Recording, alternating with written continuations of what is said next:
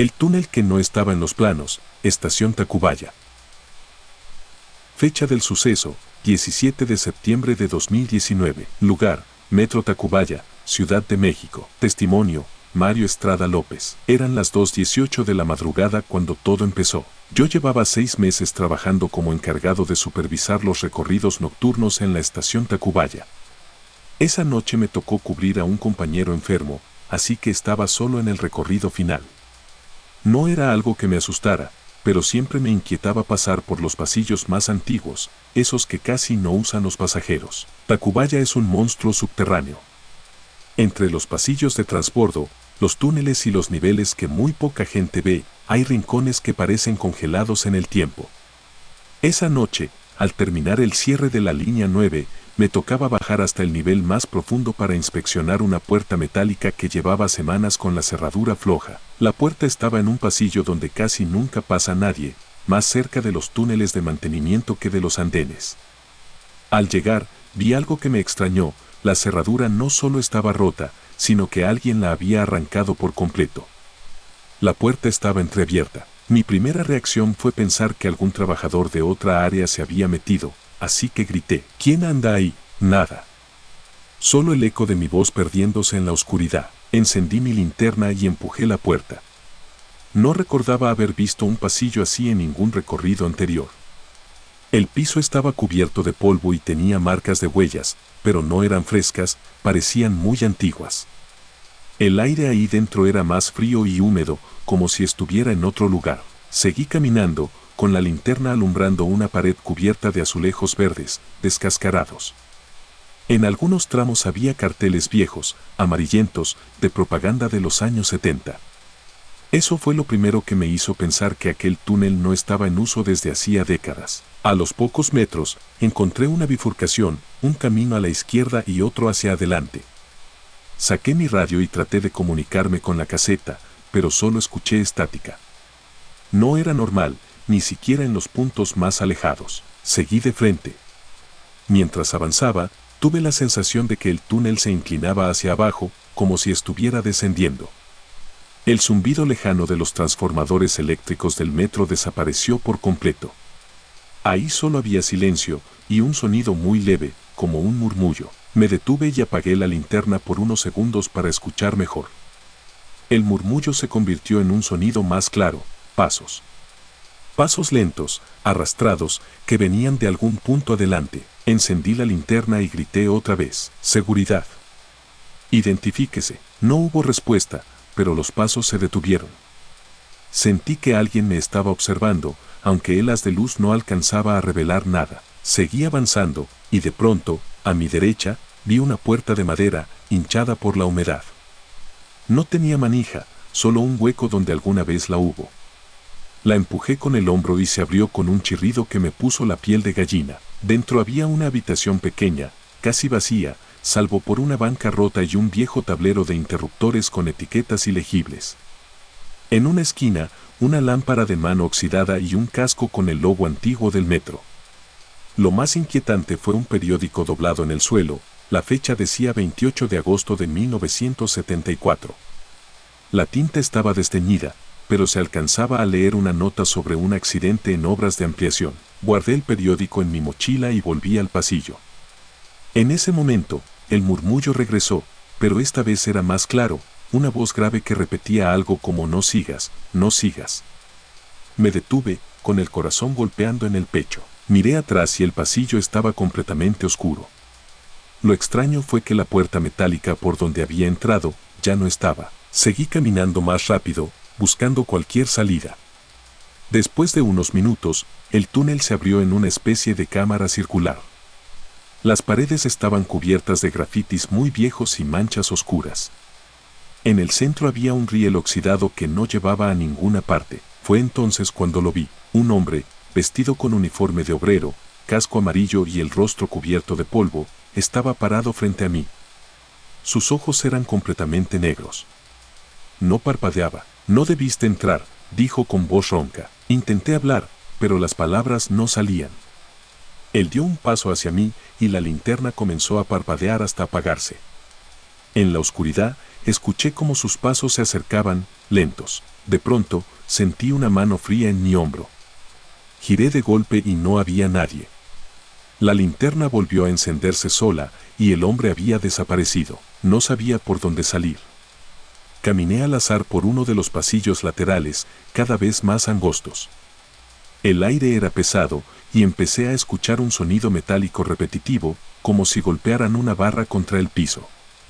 Más adelante, vi una luz tenue, pensé que era la salida. Me equivoqué. La luz provenía de una lámpara colgada sobre una mesa improvisada. En esa mesa había fotografías antiguas, todas en blanco y negro, mostrando trabajadores en obras del metro. En cada foto, al fondo, se veía al mismo hombre de casco amarillo, mirándome directamente, aunque las imágenes eran de diferentes años. Retrocedí aterrado, y al hacerlo, choqué contra algo. Me giré y ahí estaba otra vez, tan cerca que podía ver la suciedad pegada a su piel. Esta vez sonrió, y sus dientes eran tan oscuros como sus ojos. «Te vas a quedar», susurró. Sentí un golpe seco en la cabeza y todo se volvió negro. Desperté tirado en el suelo, justo frente a la puerta metálica original. El reloj marcaba las 2:46 de la madrugada. Apenas habían pasado menos de 30 minutos desde que entré, pero sentí como si hubiera estado horas perdido ahí abajo. Llamé por radio y esta vez sí hubo respuesta. Cuando llegaron mis compañeros, les conté lo ocurrido. 2 de ellos se miraron y uno me dijo: «Ese túnel no existe, Mario. Ya lo revisamos hace años, no hay nada detrás de esa puerta». No me creyeron, pero cuando abrimos la puerta, lo único que había era una pared de concreto fresco, como si la hubieran sellado hacía poco. Les mostré el periódico que encontré, pero estaba completamente en blanco, como si nunca hubiera tenido tinta. Esa misma semana pedí el cambio de estación. Nunca más volví a Tacubaya. Sin embargo, a veces, cuando voy en la línea 9 y el tren pasa cerca del tramo profundo, siento que alguien me observa desde la oscuridad. Sé que ese túnel estuvo ahí, y que el hombre de casco amarillo sigue esperando a que alguien vuelva a cruzar esa puerta. La niña de la pelota roja, terminal aérea. Fecha del suceso: 11 de noviembre de 2021. Lugar: Estación Terminal Aérea, Línea 5 del Metro de la Ciudad de México. Testimonio: José Manuel Ortega Ramírez. No soy de los que creen en fantasmas. Siempre pensé que las historias del metro eran inventos para asustar a los nuevos. Pero lo que vi esa noche en Terminal Aérea, todavía me cuesta aceptarlo. Trabajo como guardia de seguridad para el metro desde hace 3 años. Ese jueves me tocaba turno nocturno, de las 22 a las 5. La estación ya estaba vacía cuando terminé mi recorrido inicial. Las luces blancas de los pasillos parpadeaban de vez en cuando, el eco de mis pasos rebotaba contra las paredes. A las 23:47, mientras caminaba hacia el andén en dirección a Pantitlán, escuché un golpecito hueco. Era como cuando una pelota rebota en el piso. Me detuve, pensando que quizá algún usuario se había quedado rezagado con un niño, aunque a esa hora es casi imposible. El sonido volvió, pom, pom, pom. Provenía del extremo del andén, justo donde la luz se volvía más tenue. Encendí la linterna y caminé despacio. Ahí, en medio de la nada, estaba una niña de unos 8 años. Vestía un vestido azul claro y llevaba el cabello recogido en 2 trenzas. Sostenía una pelota roja que botaba una y otra vez contra el piso. «Oye, pequeña, ¿qué haces aquí?», le pregunté, tratando de sonar amable. Ella dejó de botar la pelota y me miró. No dijo nada, solo me sonrió y dejó que la pelota rodara hacia mí. El balón se detuvo justo frente a mis botas. Me agaché para recogerlo, y fue entonces cuando lo vi. Sobre la pelota, reflejada en el barniz gastado, no estaba su cara completa, sino solo su cabeza, separada del cuerpo, con los ojos muy abiertos y esa misma sonrisa. Me enderecé de golpe, pero ella ya no estaba donde la había visto. Miré a todos lados, y el pasillo seguía vacío. La pelota, sin embargo, ya no estaba en mis manos. Había desaparecido. Decidí revisar las cámaras desde la caseta. Cuando rebobiné la grabación, vi algo que me dejó sin aliento. La niña sí aparecía, pero no tenía cuerpo. Su cabeza flotaba sobre el vestido, moviéndose como si nada. No quise comentarlo con mis compañeros para no parecer loco, pero la curiosidad pudo más. Esa misma noche, a las 2:15 de la madrugada, volví al andén con mi linterna. El ambiente estaba más pesado, como si el aire se sintiera denso. Escuché de nuevo el pom, pom, de la pelota, esta vez acompañado de una risa suave. Seguí el sonido hasta la zona de mantenimiento, donde hay una puerta que rara vez se abre. La encontré entreabierta. Dentro había un pasillo estrecho y húmedo. Al fondo, la luz de un foco amarillento iluminaba parcialmente unas escaleras que descendían.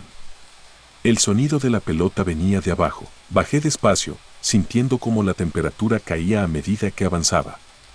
El olor a tierra mojada y metal oxidado se mezclaba con algo más, un aroma dulce, como de flores marchitas. Al llegar al último escalón, la vi de nuevo. Estaba de espaldas, botando la pelota contra una pared cubierta de manchas oscuras. «Oye», intenté decir, pero mi voz salió débil. Ella se giró lentamente. Esta vez no sonreía. La cabeza estaba ladeada de forma antinatural y el vestido estaba manchado de algo que parecía barro o sangre. «¿Quieres jugar conmigo?», preguntó con una voz que no correspondía a la de una niña, sino a un tono grave y ronco. Retrocedí un paso, pero mis botas resbalaron en el piso húmedo.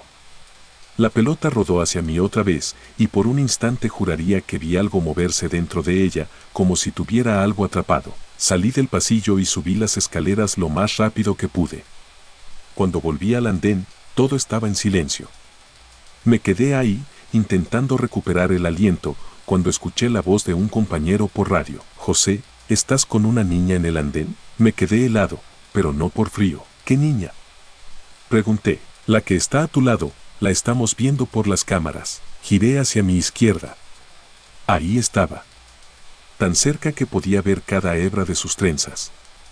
La cabeza flotaba apenas unos centímetros sobre el cuello invisible. Intenté moverme, pero mis piernas no respondían. Ella levantó la pelota y la botó una vez más. El golpe resonó en todo el andén.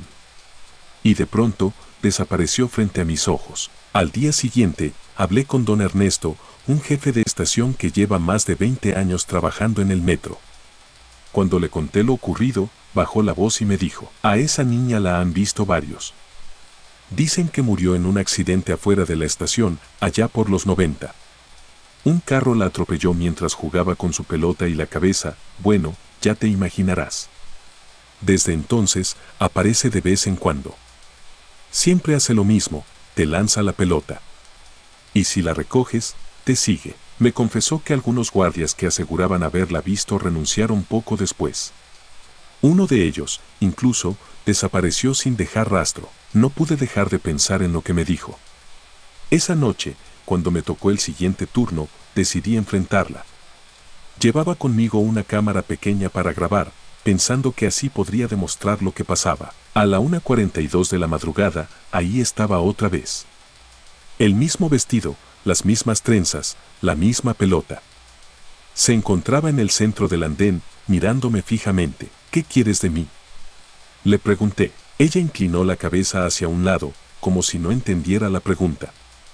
Luego empezó a botar la pelota, cada vez más rápido, hasta que el sonido se volvió ensordecedor.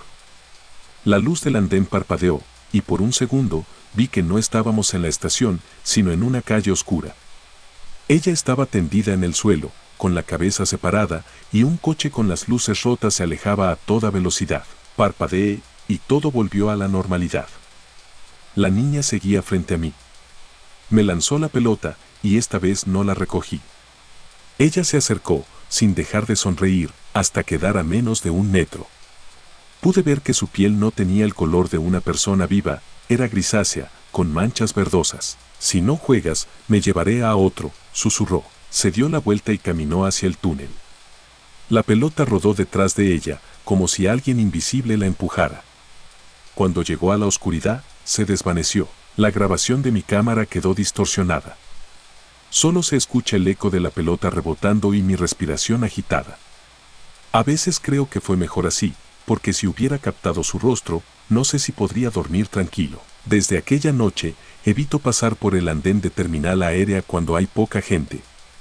Y cada vez que escucho el rebote de una pelota, incluso en la calle, Siento que en cualquier momento voy a girar y encontrarme con esa cabeza flotando, sonriéndome.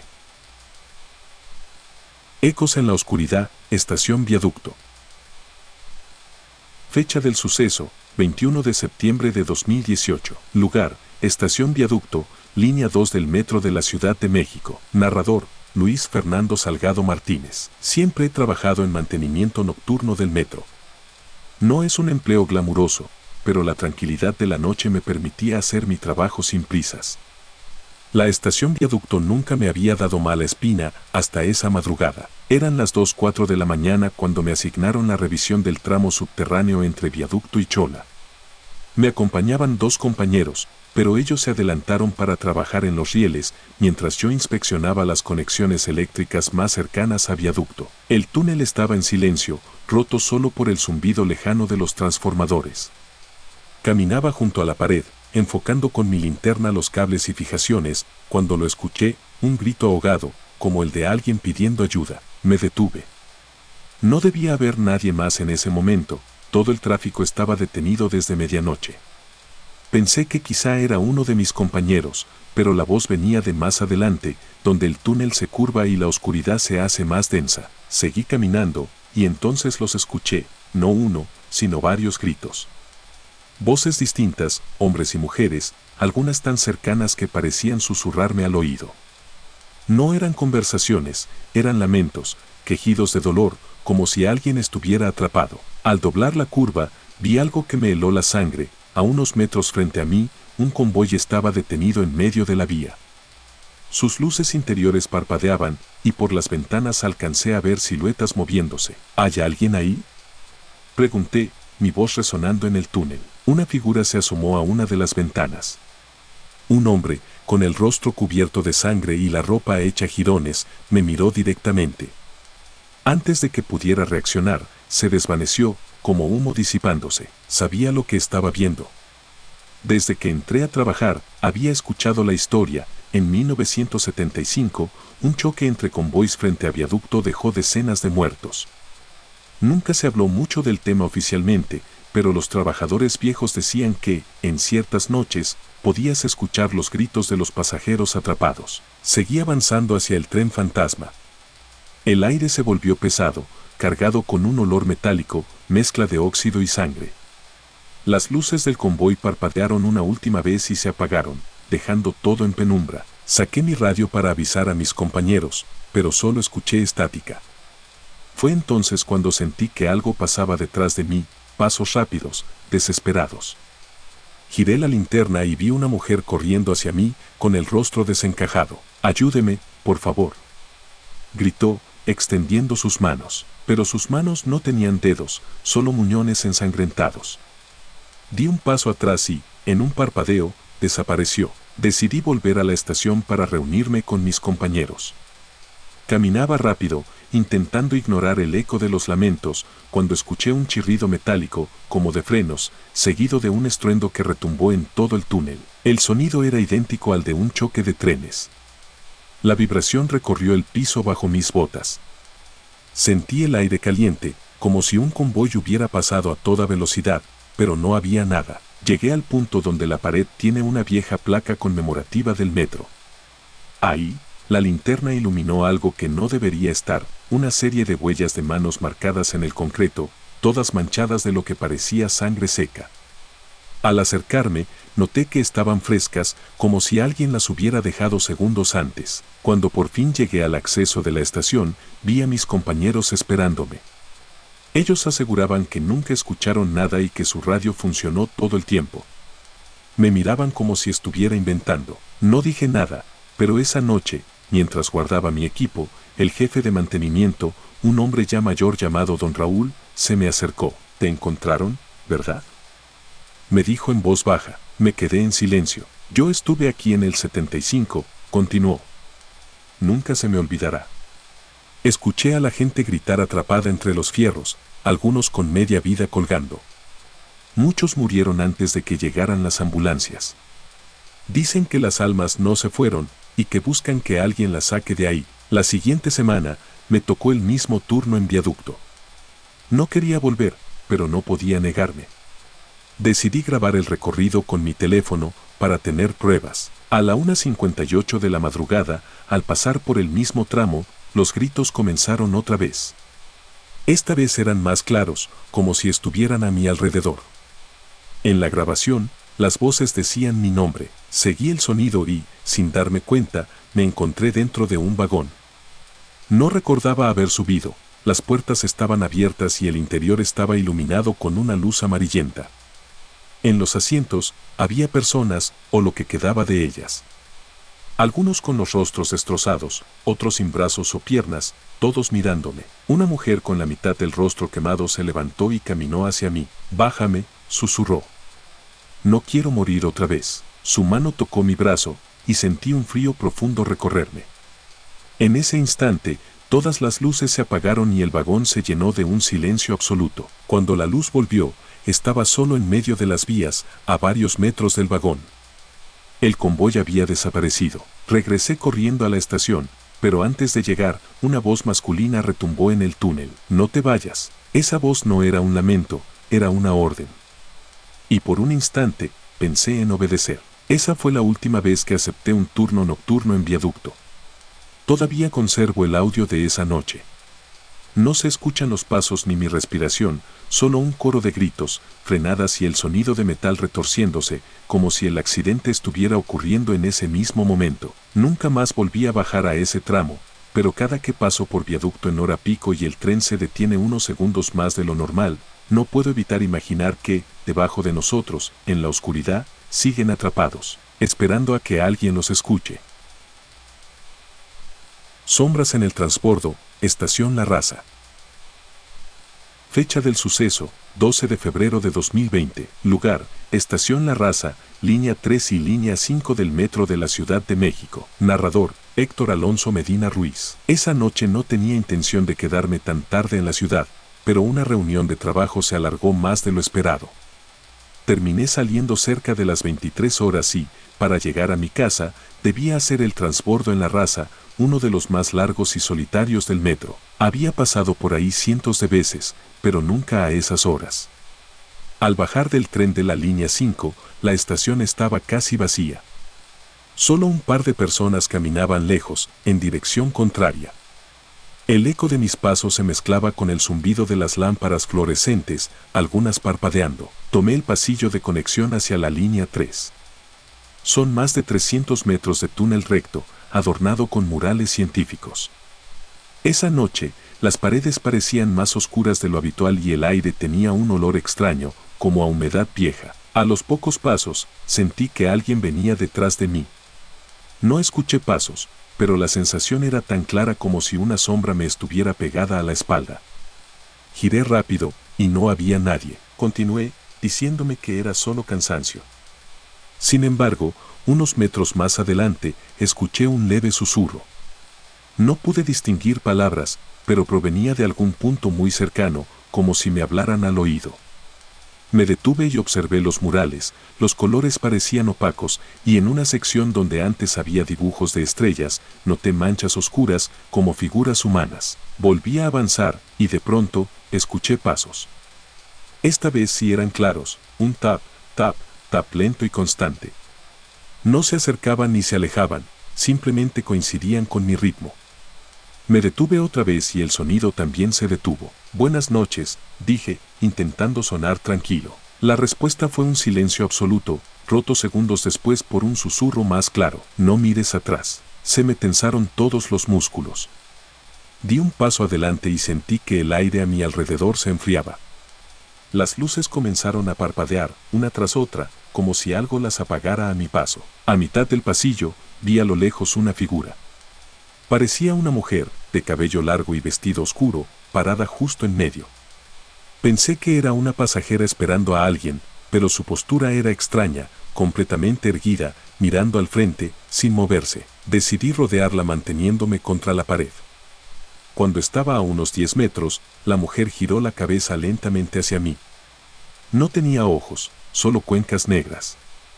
Abrí la boca para gritar, pero un sonido fuerte detrás me distrajo, pasos corriendo hacia mí. Me giré, y el pasillo estaba vacío.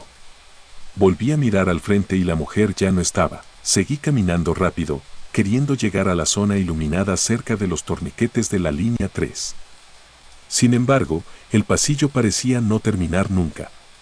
Reconocía las mismas secciones, los mismos murales, pero por más que avanzaba, no veía el final. Fue entonces cuando noté algo más. En los murales, las figuras humanas pintadas ahora tenían rostros diferentes, como si fueran retratos reales. Y algunos de esos rostros me seguían con la mirada. Pasos suaves comenzaron a escucharse a ambos lados, aunque sabía que los pasillos laterales estaban cerrados. Al girar, vi sombras moverse pegadas a las paredes, como si caminaran dentro de ellas. Apreté el paso y, en un momento de desesperación, corrí. Las luces se apagaron por completo, y la única claridad era la de una lámpara muy lejana, titilando. Llegué hasta ella jadeando, pero al acercarme noté que no era una lámpara, sino una puerta metálica entreabierta. Desde adentro salía una luz amarillenta. Dudé en entrar, pero detrás de mí escuché una respiración fuerte, justo sobre mi hombro. No quise voltear. Empujé la puerta y me metí. Dentro había un pasillo mucho más estrecho, sin murales, solo paredes de concreto húmedo. El olor a moho era intenso. Caminé unos metros y escuché voces. No debía estar aquí, decía una voz masculina. Nadie debía, respondió una voz femenina. Las voces parecían venir de todas partes, rebotando en el concreto.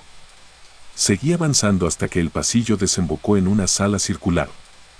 El techo estaba cubierto de manchas negras y en el centro había una banca metálica oxidada. Ahí, sentados, había 4 personas.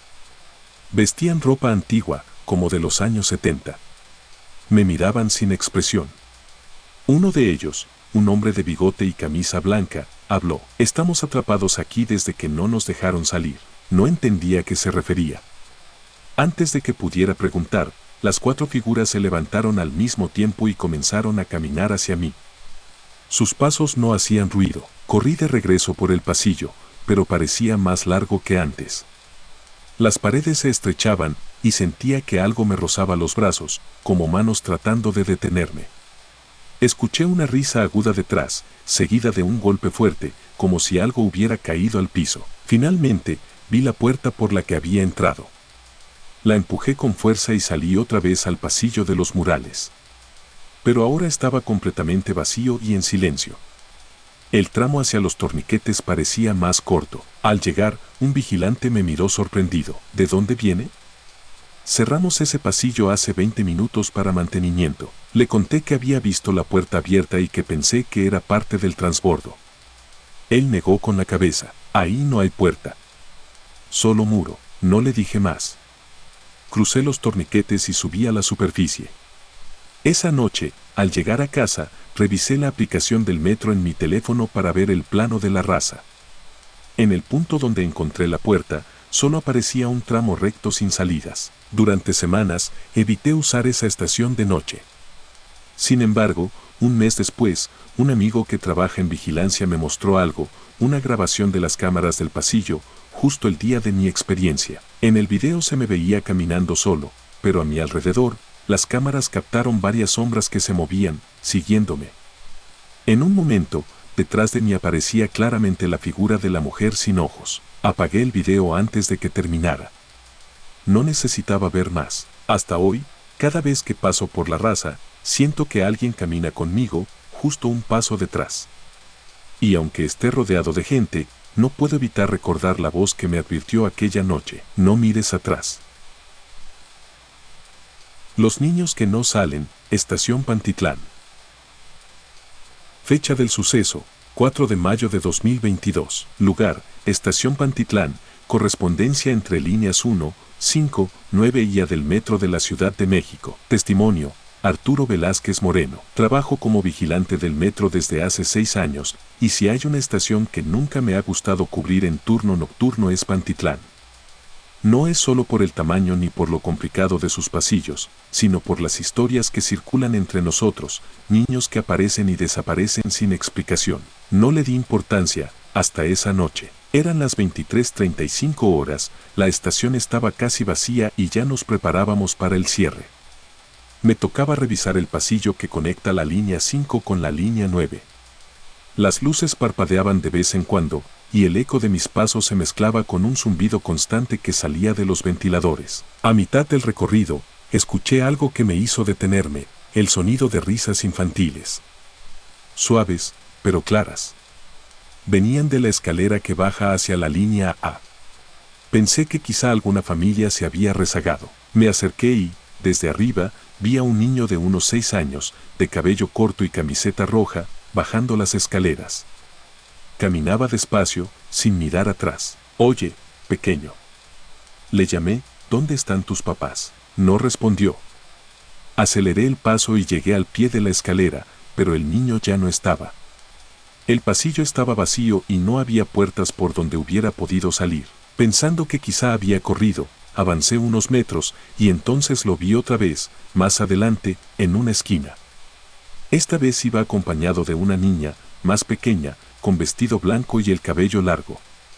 Se tomaban de la mano. Me acerqué rápido, pero antes de que pudiera alcanzarlos, giraron la esquina y, al doblarla yo también, no había nadie. Sentí un escalofrío extraño.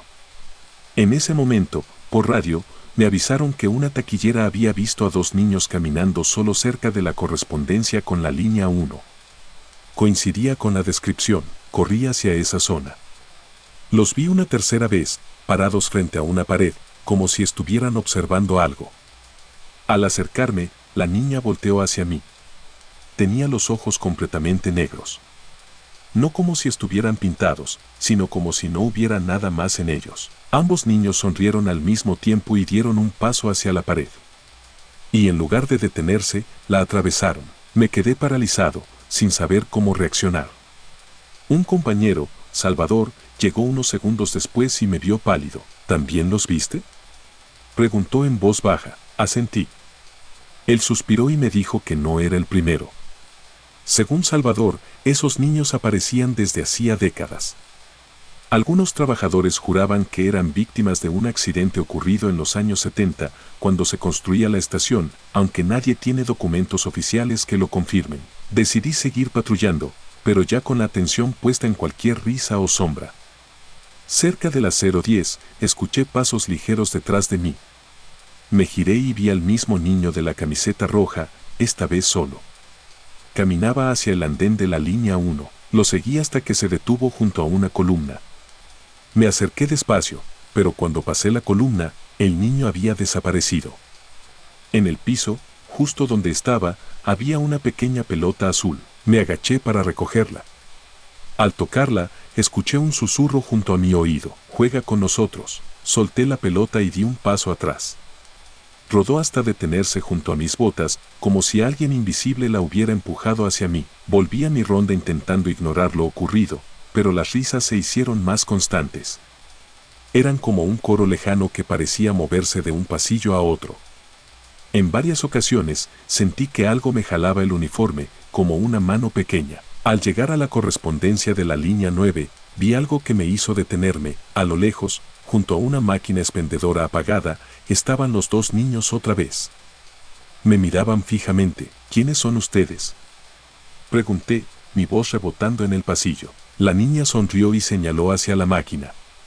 Me acerqué y, al mirarla de cerca, noté que en el reflejo del vidrio no aparecía yo, solo ellos, tomados de la mano. En un parpadeo, desaparecieron del reflejo y del pasillo. Ya estaba decidido a reportarlo todo y salir de ahí cuanto antes, cuando escuché el llanto de un niño.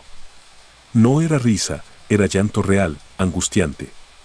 Venía del área de unas escaleras mecánicas apagadas. Bajé con cuidado y, en el último escalón, vi a un tercer niño que no había aparecido antes, cabello revuelto, suéter gris, sentado en el piso. «Tranquilo, ¿dónde están tus papás?», pregunté, acercándome. Levantó la cabeza. No tenía boca.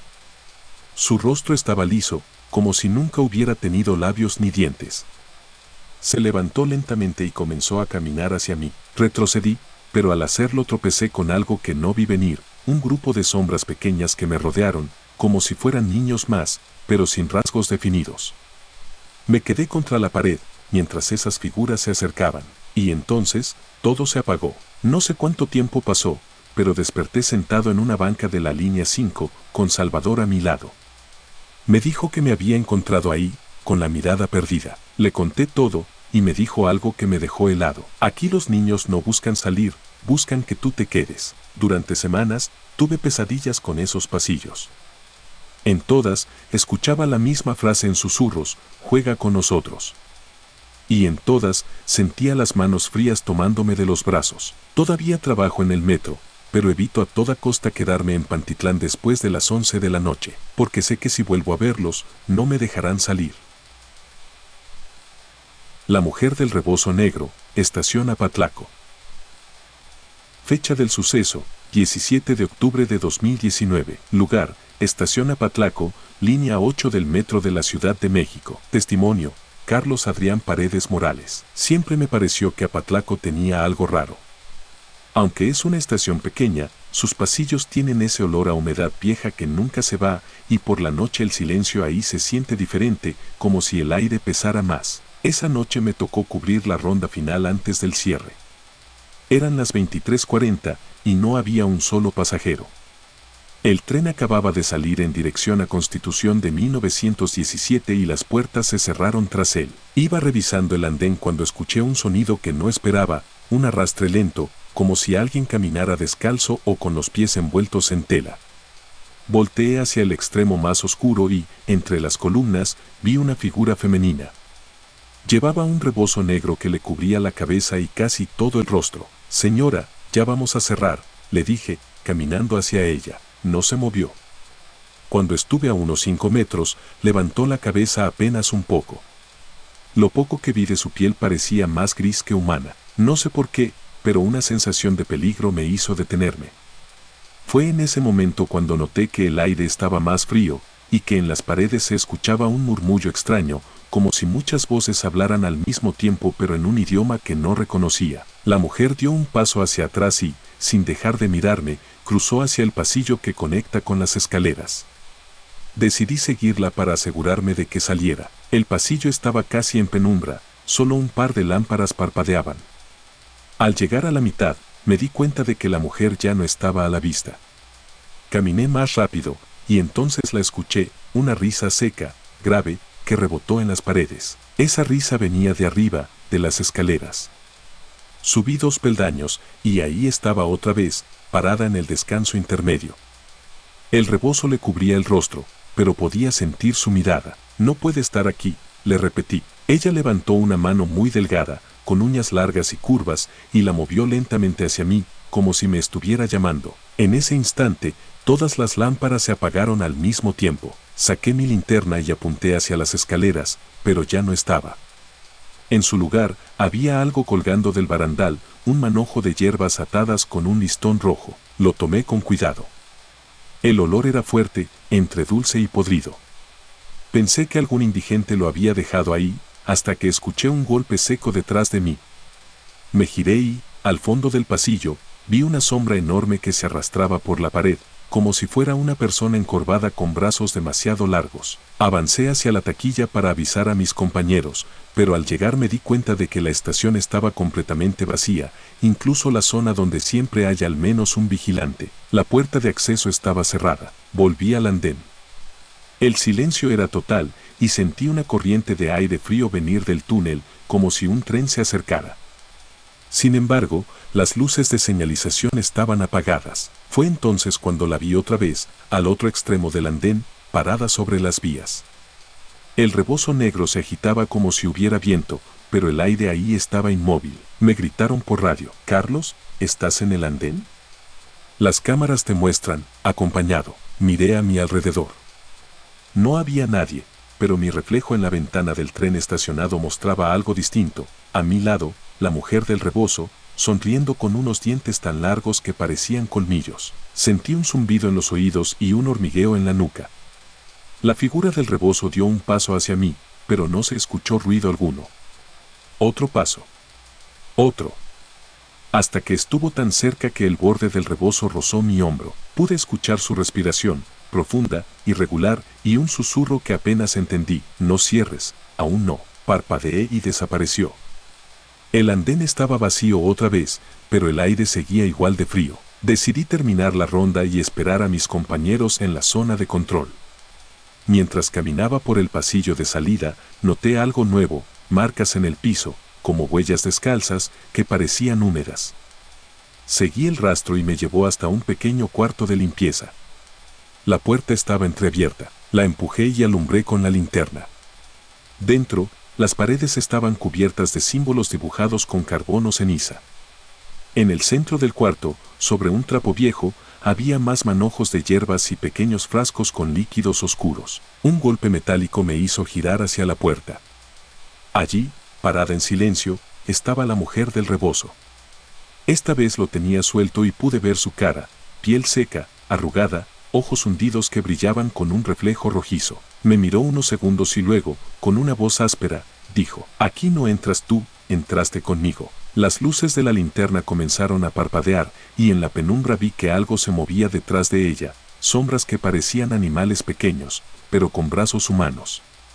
Se arrastraban por el piso, acercándose. Corrí hacia la puerta y la empujé con fuerza. Cerré de golpe y escuché cómo golpeaban desde dentro, pero no con manos, sino con garras. Llegué jadeando a la zona de control, donde por fin había un compañero.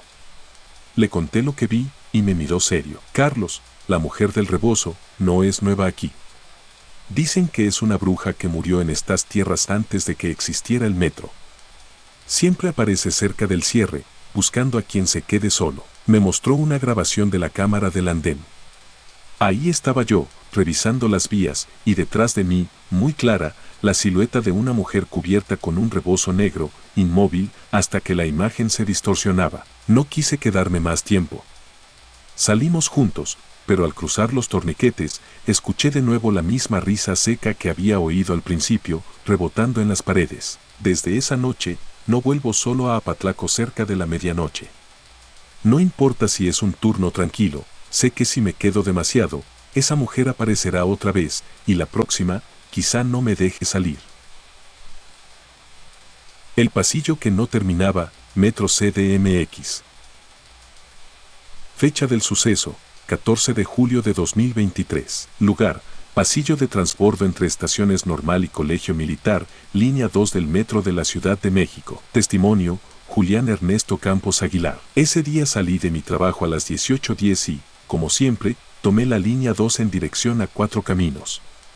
La estación Normal estaba con el flujo de gente habitual de la hora pico, y yo planeaba bajar en Colegio Militar para hacer una compra rápida antes de ir a casa. Recuerdo que al salir del vagón me dirigí al pasillo de salida hacia el vestíbulo. Lo he recorrido tantas veces que podría hacerlo con los ojos cerrados. Pero esa tarde algo estaba diferente. Desde que di los primeros pasos, el pasillo me pareció más largo de lo normal. Las paredes parecían más estrechas, y las lámparas, aunque encendidas, daban una luz opaca, amarillenta. No había tanta gente como siempre, apenas 3 o 4 personas caminaban lejos, y en cuestión de segundos desaparecieron de mi vista, como si la distancia entre nosotros se hubiera duplicado. Seguí avanzando, pero después de varios minutos me di cuenta de que el pasillo no mostraba el cruce habitual hacia las escaleras. Solo era un túnel recto, con las mismas baldosas grises repetidas una y otra vez. La ansiedad comenzó a apoderarse de mí. Miré mi reloj, eran las 18:22. Caminé más rápido, buscando cualquier referencia. Fue entonces cuando vi algo extraño en la pared derecha, una puerta metálica, vieja, con pintura verde descascarada y manchas de óxido. Nunca antes la había visto ahí. Tenía un pequeño letrero ilegible y estaba entreabierta. Dudé un momento, pero la sensación de que me estaba perdiendo me empujó a abrirla más. Al cruzarla, me encontré con otro pasillo, más estrecho y en penumbra. El aire ahí dentro era pesado, con un olor a humedad y metal oxidado. Cerré la puerta tras de mí y avancé. El suelo estaba cubierto de polvo y pequeñas piedras, como si ese pasillo no se usara desde hacía años. No había gente, ni ruido, ni siquiera el típico retumbar de los trenes. A los pocos metros, escuché un sonido leve detrás de mí. Me giré y vi a un hombre de traje, muy pálido, parado en silencio. No me miraba, tenía la cabeza ligeramente inclinada hacia abajo. «Disculpe, ¿por aquí se sale a Colegio Militar?», pregunté. No respondió. Ni siquiera respiraba de forma visible. Parpadeé y ya no estaba. Seguí avanzando, y a medida que lo hacía, el pasillo parecía inclinarse levemente hacia abajo. Las lámparas eran escasas y algunas parpadeaban, revelando breves destellos de figuras al fondo, como sombras humanas quietas contra la pared. En un punto, el pasillo se bifurcó. Elegí el camino de la izquierda y, tras unos metros, me topé con otra puerta, esta vez más grande, completamente oxidada. Estaba cerrada, pero al empujarla, se dio con un chirrido largo que resonó en toda la estructura. Al cruzar, me encontré en un andén, pero no era el de normal. Me costó unos segundos entender que estaba en colegio militar, aunque algo no estaba bien. Las paredes estaban más sucias de lo que recordaba, y no había un alma. Miré hacia las vías, no había tren, ni siquiera la luz lejana de uno acercándose. El reloj de pared marcaba 22:35. Me quedé inmóvil. No podía ser. Cuando entré a ese pasillo eran apenas las 18:22. Había perdido más de 4 horas sin darme cuenta. Caminé por el andén, llamando por si alguien estaba en la caseta, pero no obtuve respuesta. La única salida estaba cerrada con una reja. Volví sobre mis pasos hacia el pasillo por el que había entrado, pero la puerta oxidada ya no estaba. En su lugar, solo había una pared lisa de concreto. Golpeé la pared, desesperado, y fue entonces cuando escuché el eco de pasos acercándose por el túnel de las vías. Una silueta humana comenzó a tomar forma en la oscuridad, alta, encorvada, con algo en la cabeza que parecía una capucha o un saco. Se movía lento, y cada paso hacía un sonido metálico, como si arrastrara cadenas. No esperé a ver más.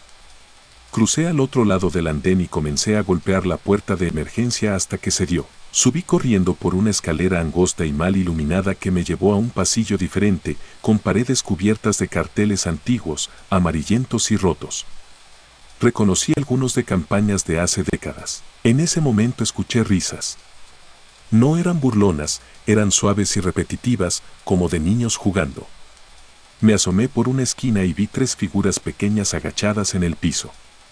Parecían estar dibujando con tiza sobre las baldosas. Uno de ellos levantó la cabeza y me miró directamente. Su rostro estaba difuso, como si una neblina cubriera sus facciones.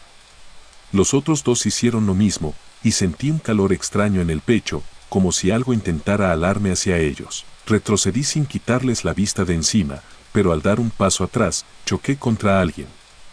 Me giré y era el mismo hombre de traje que había visto en el primer pasillo. Esta vez sí me miraba, y sus ojos eran completamente negros. «No debiste abrir la puerta», susurró. Cerré los ojos un instante y, al abrirlos, estaba sentado en una banca del andén de colegio militar. La estación ahora tenía gente, y un tren acababa de llegar. Miré el reloj, eran las 22:41. Subí al tren sin pensarlo. El vagón estaba lleno, pero sentí que varias personas me observaban en silencio. Miré de reojo y reconocí a uno, el hombre de traje, de pie al fondo, inmóvil. Bajé en la siguiente estación y salí a la calle.